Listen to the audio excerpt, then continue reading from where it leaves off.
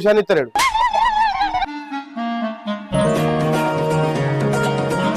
నా పెళ్ళామన్నా అర్థం చేసుకుంది, ఆమె నీళ్ళు తీసుకొస్తుంది. అయ్యా నాకు నీళ్ళు ఇస్తా అంటే అదే తాగుతుందిగా నీళ్ళు.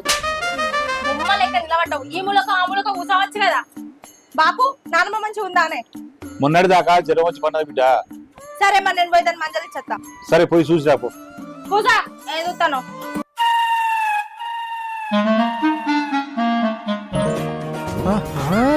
అబ్బబ్బా ఏం ఆడోళ్ళు ఉన్నారా? మీరు కాకున్నారే ఆడోళ్ళు.